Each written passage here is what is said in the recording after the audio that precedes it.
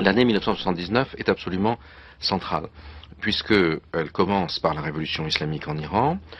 Ensuite, il y aura la prise d'otage des diplomates américains à l'ambassade à Téhéran.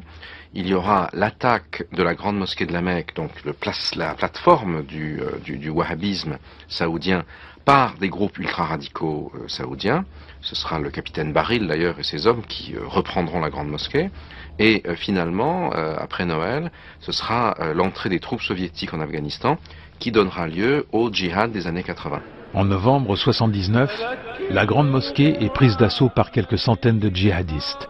À leur tête, un certain Juhayman al-Otaibi.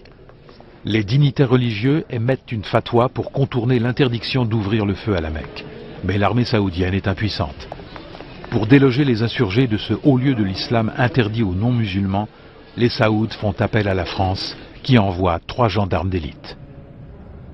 Un groupe terroriste qu'on pourrait estimer dès le début à plusieurs centaines de personnes, mais qui va augmenter après, avait pu rentrer des armes à l'intérieur et ont barricadé les lieux saints, mais en même temps, à l'intérieur du royaume, il y avait eu des actions qui ont été faites à Riyad, il y a eu des attentats explosifs, au nord, à Tobrouk, dans d'autres localités, et ce qui était visé, c'était une insurrection générale et le prise non seulement des lieux saints, mais d'ensemble du pays, de l'Arabie Saoudite.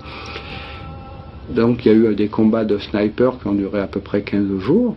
Et finalement les rebelles ont été coincés dans les sous-sols. Mais les sous-sols, pour vous donner une idée un peu de ce que c'est un peu le volume de la place de la Concorde, tout en sous-sol.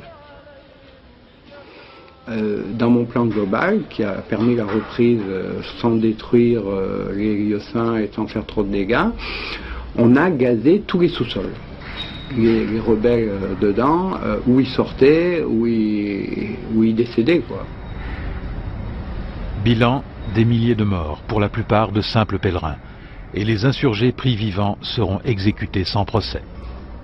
Le régime saoudien, durablement affaibli par ce bain de sang à la Mecque, fera des concessions encore plus importantes aux radicaux wahhabites.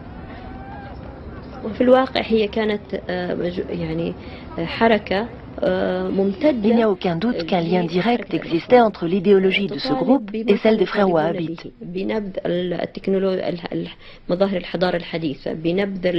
Juhayman avait les mêmes revendications que celles de ses frères.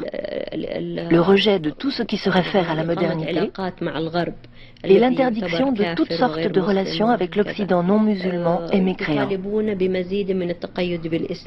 Il prônait une réislamisation de la société autour de pratiques strictes et fondamentalistes.